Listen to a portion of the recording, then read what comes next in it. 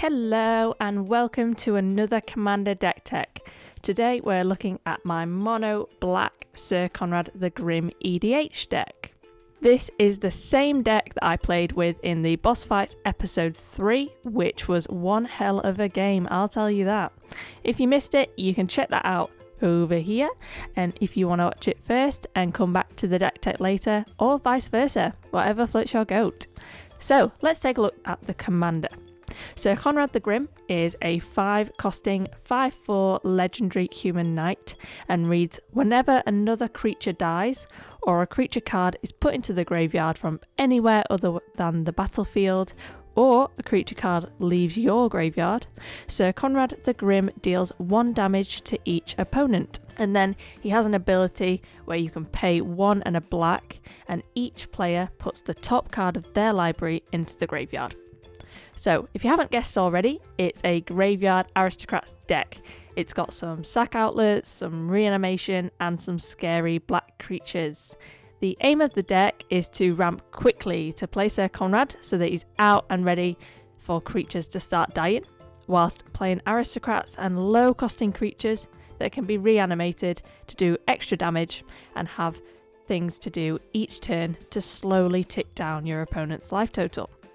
I also use meanie enchantments such as Grave Pact that are going to slow my opponents down and kill their creatures so that Syr Konrad the Grim can deal damage through that too.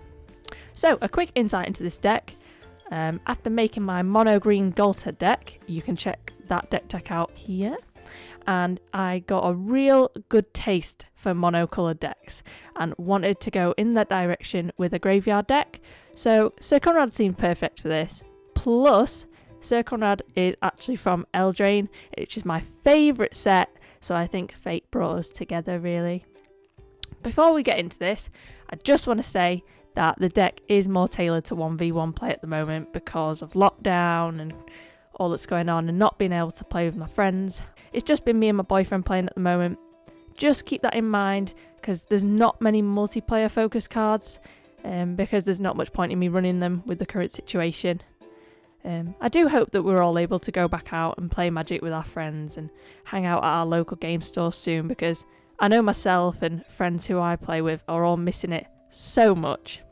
Plus, my local game store sells donuts and I need them back in my life ASAP. Nom nom.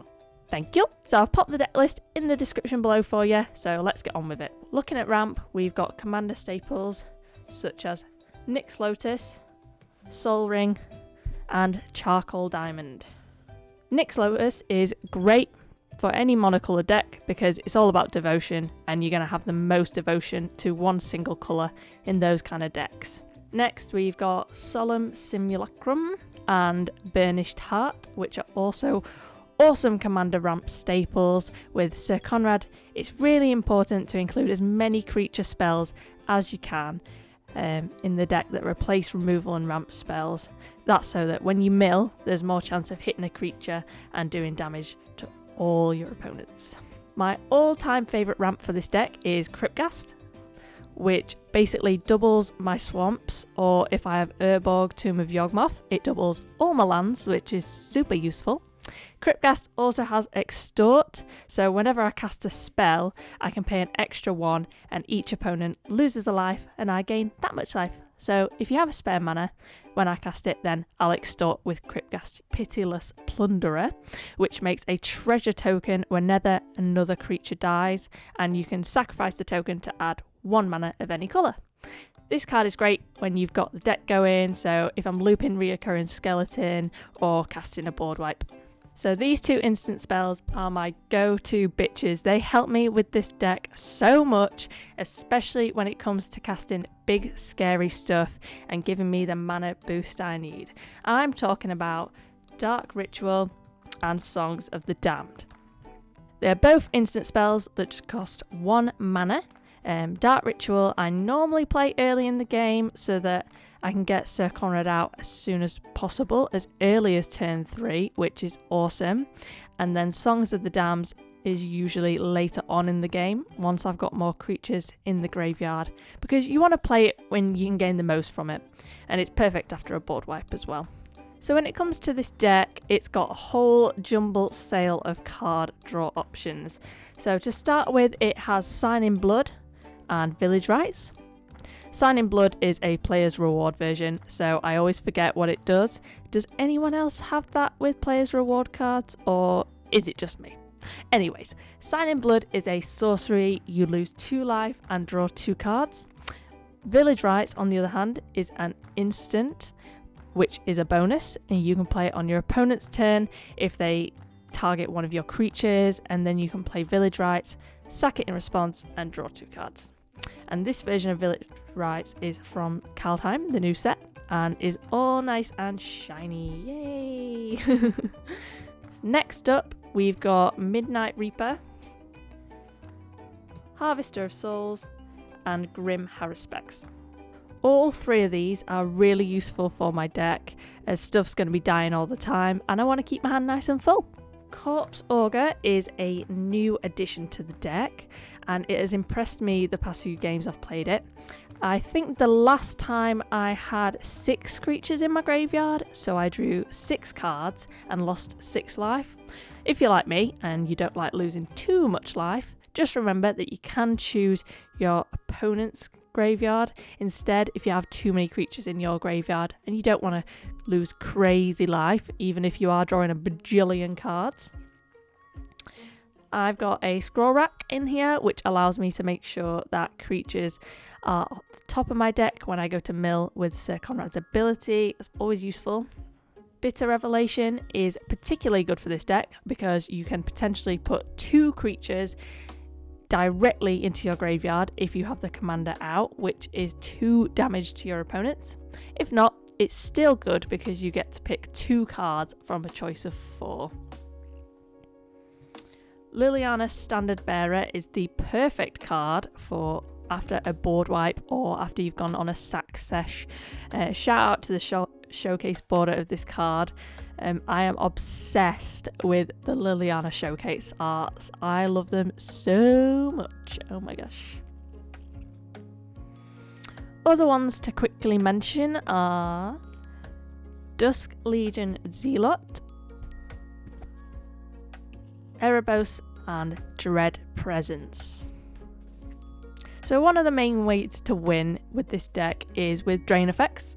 This includes cards such as Blood Artist, Bastion of Remembrance, Falconwrath Noble,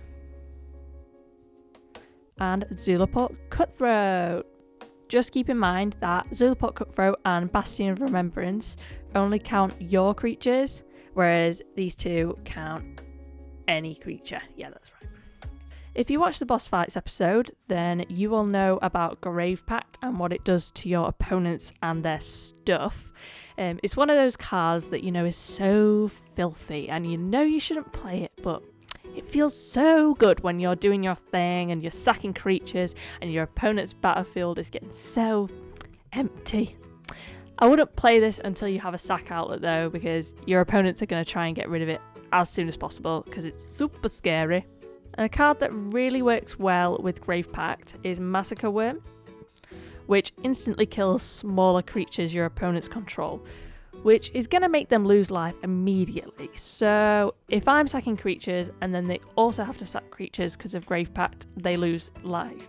2 life every time, or 3 if you have Syr Konrad out. The dark horse to this deck, because Syr Konrad is on a horse, Anyway, it's Reassembling Skeleton.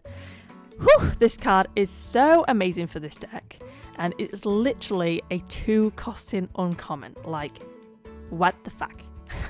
I'm sure you've figured it out, but what you do is you loop Reassembling Skeleton whilst you have Syr Konrad out.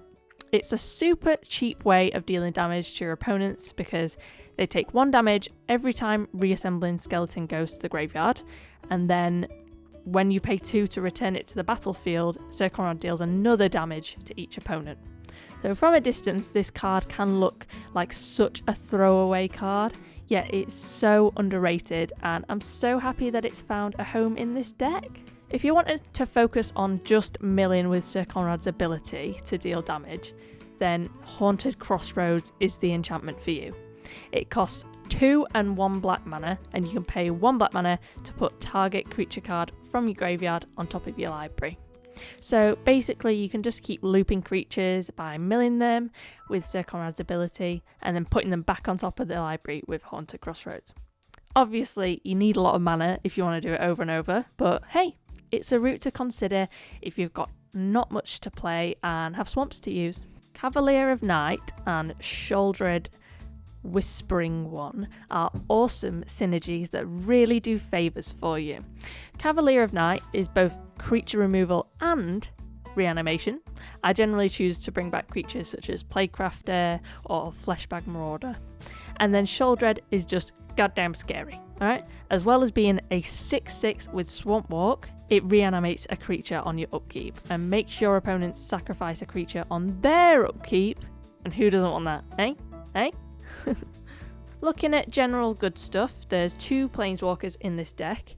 First there's Tevesh Zat, I hope I said that right, Doom of Fools, which is good for making creatures that I can sacrifice to his +1 ability to draw a card. I've never ultimated this guy.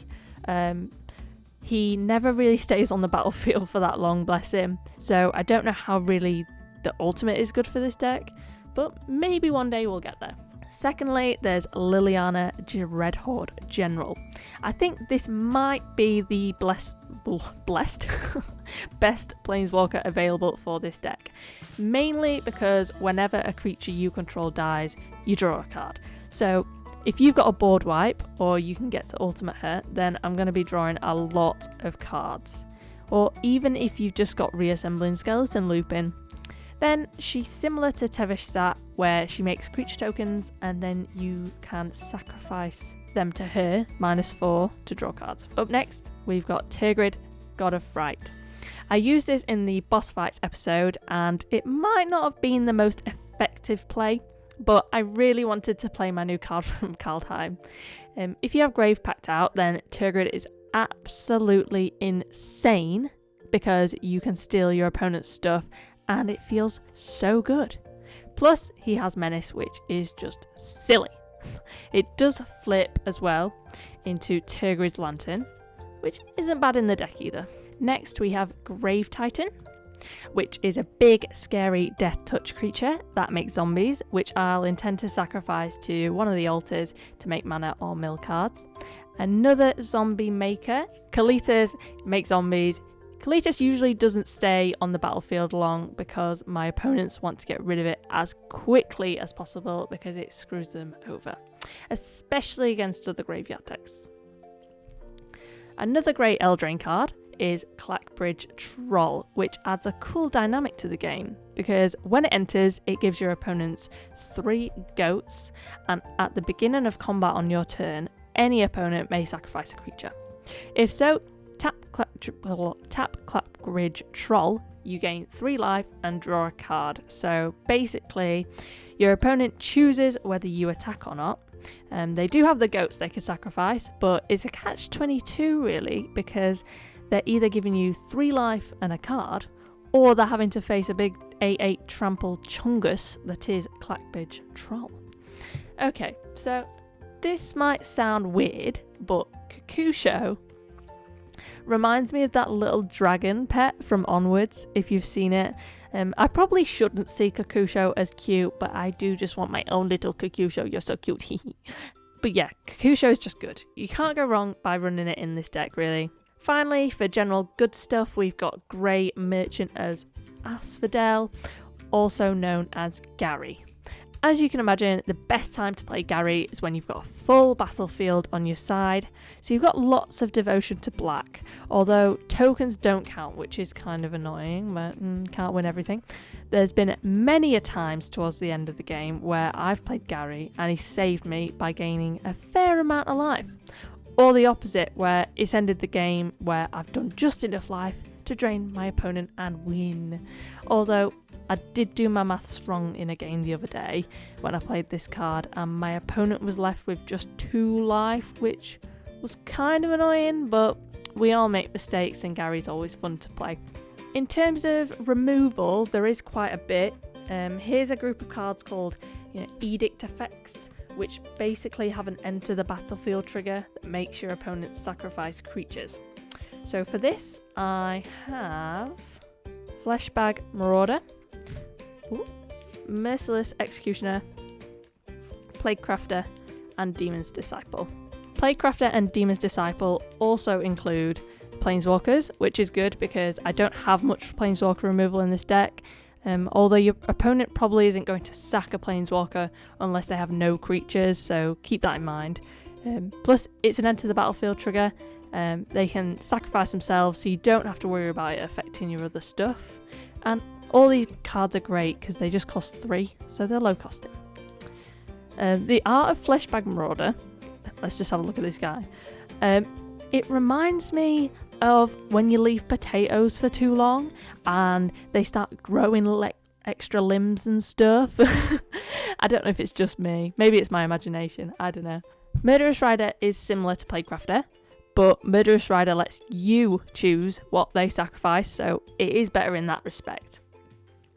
Murderous Rider is a 2-for-1 kind of card because it has removal on the instant side, and then it's a 2/3 sackable creature. And it does remove Planeswalkers as well, so that's good. Like I said before, you want creatures that do the same thing as spells, such as removal or tutoring, which is why Murderous Rider is in the deck. And can I just say, it's another Eldraine card, and I remember pulling this showcase version from the pack, and I love this art. It's so creepy and cool. You need Planeswalker removal in this deck because Planeswalkers aren't sackable, so it's worth considering putting maybe a Vraska's Contempt or a Bloodchief's Thirst if you like. They're not in my deck at the moment, but they let you choose which creature or Planeswalker, so it's worth thinking about. Ravenous Chupacabra is just another one that reminds me of those really cute, ugly dogs that you see. Do you know what I mean? You know the ones? This guy is another Black Commander staple. And it's just a pain in the arse for your opponents, really.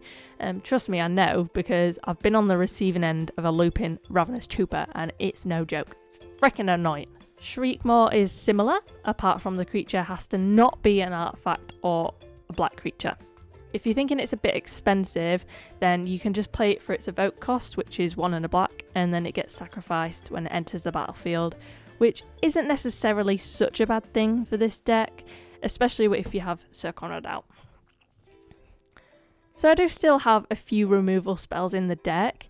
This includes Hero's Downfall, Tragic Slip, and Feed the Swarm. Hero's Downfall is good because it includes Planeswalkers again. Tragic Slip, of course, you want to make sure that you trigger Morbid on it so that it gives a creature -13/-13, which is pretty easy as I'll usually have a creature die every turn. This card is great for dealing with big creatures your opponent controls, such as annoying Eldrazi's or big smashy Ghaltas. And let's put our hands together and thank Wizards for giving us Feed the Swarm. Hallelujah! You gave us some enchantment removal in black. Oh, another black staple for sure. Moving on to board wipes. First I've got Toxic Deluge. Me and my boyfriend have this running joke about Toxic Deluge, that it was never going to be played because every time I played this deck, Toxic Deluge got put in the graveyard through milling or it just never showed up. So I hadn't ever played this card, but I kept it in the deck so that hopefully one day I could play it and it had its chance to shine, you know, which happened a few days ago. Thank the Lord. I can't tell you how good it finally felt to play it and it didn't get countered. Then I've got Black Sun Zenith. I've also got a Massacre Girl in the deck.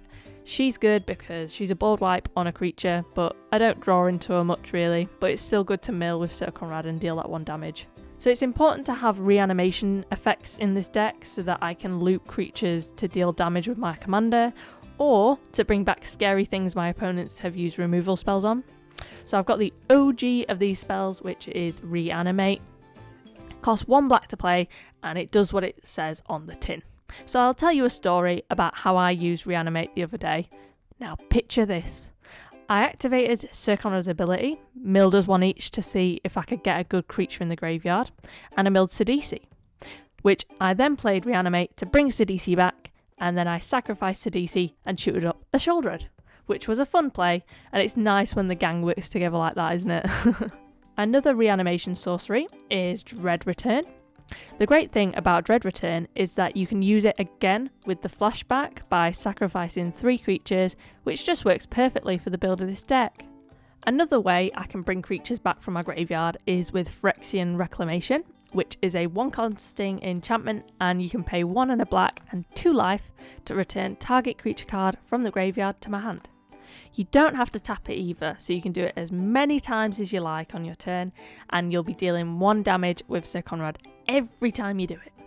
And can I just say, this art is so fucking freaky, man. I've done a Twitter thread of magic cards that give me nightmares, and this card is at the top of the list. I need to alter this thing so that I can sleep better at night, okay? I've also got a vollrath's Stronghold, which is a land. It does a similar thing, but you can only do it once a turn, as you have to tap it to activate the ability. There's also Agadeem's Awakening if you don't need the land. I've not played it that much, but it's useful having these modal double-faced cards in the deck because they give you more options and you can just lose them as lands if not. I'll show you the other side for the art. So yeah, it comes in tapped, you have to pay 3 life if not, but it's always good to have an extra land in there.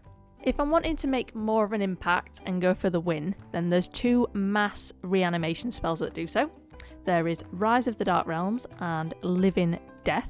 Rise of the Dark Realms does seem a bit pricey for 9 mana, but see that it says from all graveyards, so although this is good in 1v1, it's much better in multiplayer because you're going to get more creatures from more graveyards. It's really strong card for Syr Konrad as well because Syr Konrad's ability is putting creatures into your opponent's graveyards, which sets things up really nicely for Rise of the Dark Realms. My Living Death is in another language, so let me translate that for you. So it's a 5-costing sorcery and reads: each player exiles all creature cards from his or her graveyard, then sacrifices all creatures he or she controls, then puts all cards he or she exiled this way onto the battlefield. That's a lot of words. So, in other words, each player swaps the creatures they had on the battlefield for the creatures they had in the graveyard. This card is really effective against decks that don't utilise the graveyard because it becomes sort of a board wipe then. I bring back loads of stuff and they kind of bring back nothing, which is nice. Maybe a Landwire Elf if they're lucky or something. Plus, hopefully you will have lots of creatures leaving your graveyard and then some creatures going into the graveyard, so there's potential to do a lot of damage with Syr Konrad there. And if you have a sack outlet, then you can sacrifice all your creatures first before playing Living Death, and then you can bring them all back again, so it works wonders for this deck. So speaking of sack outlets, let's have a look at what we've got in the deck. First of all, there's a Seer. It's pretty simple, costs 1, so if you can get it out early in the game, it's going to work great. You really want to take advantage of its ability to scry when you sack a creature, because then you know if there's a creature on top of your deck before milling with Syr Konrad. Then we have Woe Strider. Now, this guy has all sorts going on for him. It makes you a goat. It makes you sacrifice stuff, just like Seer, and it's got counters, and it's got escape. But my main sacrifice outlets are Altar of Dementia and Ashnod's Altar. They both have its advantages. I personally prefer Ashnod's Altar because it makes mana and I don't like being stingy on my mana. But Altar of Dementia is also good for the deck because it means I can sacrifice creatures in response and deal damage if a creature is milled. But even if I don't have Syr Konrad out, I can still mill my opponents, which is annoying for them and good for me. For those of you who watched my Commander Legends box opening, you will know that I pulled a Vampiric Tutor, which has its home in this deck. Vampiric Tutor is amazing because I can search for any card. So if I need to get rid of an enchantment, I can Vampiric Tutor up a Feed the Swarm, for example. Basically, whatever I need, I can get with this card. It does go on top of the deck though, so just make sure you don't shuffle your deck or mill it out by accident. Alternatively, Sidisi Undead Vizier is another way to tutor. I normally just sacrifice itself, so moving on to lands, basic lands, I've got 19 and 1 snow-covered swamp.